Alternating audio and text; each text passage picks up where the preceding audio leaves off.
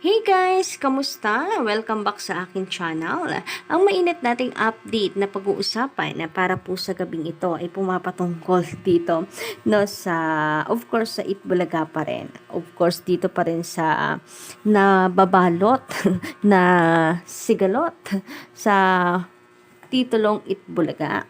Kasi pinag-aagawan po yan ng TVJ and ng Tape Inc. Pero meron nga kayang katotohanan na itong patungkol sa pangalan ng Itbulaga na meron na daw pong kontrata, may bago na daw pong pangalan, ka-OG, naka-contract sa GMA. So, gaano po kaya katotoo ito? Or may katotohanan ba ito? Kaligit na Ricard, sa alamin po natin yan at pag-uusapan. But before that, sa mga hindi pa po nakaka-subscribe sa aking YouTube channel, don't forget to click the subscribe button and notification bell para maging updated kayo sa mga susunod nating mga balita. At eto na nga, simulan po natin ang atin pong mainit na balitaan para po sa gabing ito. And simulan po natin ito patungkol sa sa dami-rami po ng papalit sa TVJ. Bakit po ang bolotong pa? And talagang ang panatig po ng tape ay ay proud na proud po dito and tinawag pang superstar trio collegiate lubricants.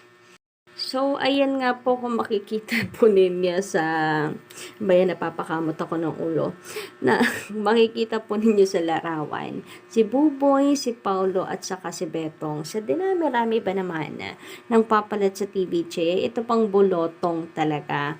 And ayan nga daw po ang superstar trio ng Itbulaga, ang bagong trio na kinagigiliwan at ang bagong trio na inaabangan daw po tuwing tanghalian. Talaga ba? Charis. Anyway, sabi nga po dito, nung panati ko po ng tape, sila daw ang makabago na Itbulaga na karapat-dapat lamang daw ka-OG na sa kanila mapunta ang Itbulaga base sa post ni Best Pills. Agree po ba kayo doon, ka-OG? Pa-comment na lang po dyan sa baba sa mga gigil po na magkomento dito kay Best Pills na kung saan ay tagilid po talaga ang utak, no? Kasi dati, TVJ na daw siya. Buti pa daw sa TVJ, masaya, nagkakaisa. So, dito na daw siya. Tapos ngayon, nasa Tape Inc. na po ulit siya. Baka mamaya lumipat po ulit dyan sa TVJ, no? Anyway, sabi dito, ito ang bagong trio ng Itbulaga. Ito ang bagong kinikilala ng bagong henerasyon. Sila ang karapat-dapat sa Itbulaga na itinatag ng Tape Inc. Hashtag Paulo Contis, hashtag Betong Sumaya, and hashtag Buboy Villar. Hindi may pagkakaila ang husay ng tatlong ito. Well, sa comedy, meron naman talagang, may sarili naman po talaga silang atake. Mga komedyante naman kasi talaga yan. Wala namang nagsasabi na hindi sila komedyante at hindi sila mahusay magpatawa. So, ang amin lang dito is that hindi sila bagay sa Itbulaga dahil wala pong dapat na pumalit sa TVJ, lalo na kung sila po ang papalit. Lalo na hindi pa ito binibitawan ng TVJ, of course ng Legit Tabarcads, dahil lang sila po'y umalis sa Tape Inc. Naputol na po doon ang Itbulaga sapagkat dadalhin nilang Itbulaga saan man po sila makarating. Anyway, ang dagdag pa po niya dito, kaya daw patuloy na nangunguna ang tahanang pinakamasaya, hashtag Itbulaga, hashtag Kapuso. Or bagong post lang to, no? Ngayong December. Kaya daw patuloy na nangunguna. Asan kaya yun? Collegiate Africans, bigyan nyo nga ako ng Notam ratings na sila yung number 1. Kasi yung mga nakikita kong number 1, TVG eh. So, Best Pills. Tulungan mo na ako maghalungkat ng inyong ratings sa Notam kung kayo ay number 1 nga talaga. At saka ano na rin, hindi ko alam, malabo na atang mata ko. Sa online views, oo. Baka mali lang talaga yung pagkakakita ko sa 2.1. Yung baka 200,000 views talaga yon or viewers. Kaya kayo yung nananatiling nangunguna. Kasi bagong post mo to ngayong December to. Ang alam naman po nating lahat na sa TV ratings, sa NUTAM, nananatili pong TVJ ang number 1 and ganun din po sa online. Actually, pumapalo nga lang po ng 40,000 ang kanilang live views. Facebook at YouTube combined na po yun. 24 hours na live. Samantalang ang TVJ, after 24 hours pala, sorry. Samantalang ang TVJ, wala pa pong 24 hours, pumapalo na po ng 1 million live views, combined live views po nila sa kanila pong mga social media accounts. Pero baka nga, oo nga, baka nga sila yung number 1, baka nga hindi, baka nga 2 million sila, 2 million, oo. At oo, baka nga sila rin yung Itbulaga. Hindi, pati po It's Showtime, baka sila rin yun, no? Showtime.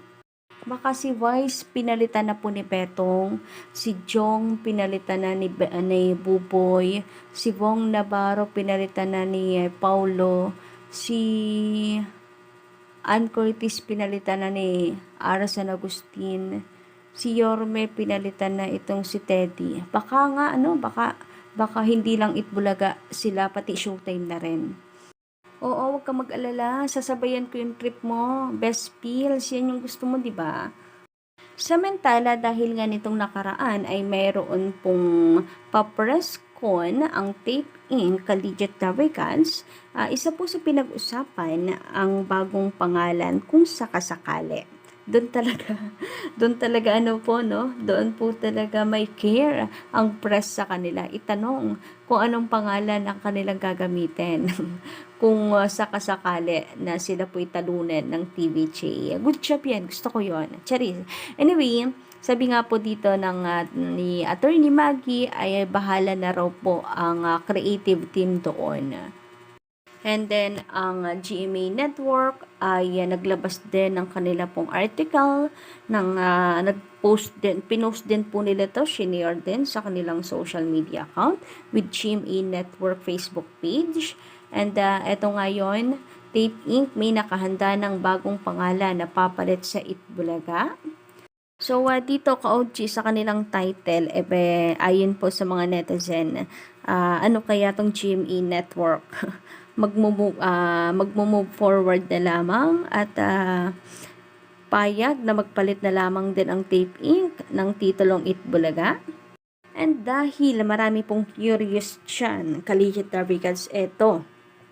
At meron na nga raw pong kontrata ang bagong pangalan ng Tape sa GMA Network. Sabi dito, Itbulaga versus Itbulaga, New Generation 2056. Kontrata sa bagong title, launch date with GMA Integrated News ang hahawak sa bagong noontime show sa 2024. So, ayan. Ito po ay malinaw na pang-aasar lang, lalo na po sa mga TVJ fans na gustong-gusto na palitan na ng Tape Inc. ang kanila pong pangalan. Pero yun nga, ugaliin po natin Collegiate Navigants na mag-fact check, mag-tingin sa mga mapagkakatiwalaan pong source, ka-OG, yung mga may blue check, ayan. Para always sigurado po tayo sa atin pong mga nababasa sa social media. Kasi ito halatang trip lang halatang nang-iines lang sa mga TVJ fans, halatang prank lang, ka-OG. And kung sakasakali man, agad naman po yung kakalat sa social media, Collegiate Navigants. At yun nga sabi ko po sa inyo, ay always check po sa mga pinagkakatiwalaan nyo na tagapagbalita. Hindi po ito maliit na issue. Kaya agad-agad din po yung magte-trending kung sakasakali. And napakinggan naman natin sa Attorney Maggie. Titulong Itbulaga pa rin ang kanilang gagamitin hanggat hindi pa final ang decision. And sabi po sa ating nabalitaan, ang final decision ay depende po sa Supreme Court. So, paabutin pa rin kasi talaga ito ng Tape Inc. doon sa Supreme Court, ka-OG. Palagay natin, dahil karapatan po nila ang apela. So, ando na po tayo, karapatan nila ang mag-apela. So, asahan po natin na hindi magbabago ang kanilang titulo at sa attorney na po ng tape yon nang galing mismo. Pwera na lang kung lumabas po ang injunction ng temporary injunction na inihayin po ng TVJ para po patigilin ang tape inc sa paggamit ng titulong Itbulaga. Buti na rin yun, napakaagap ng TVJ.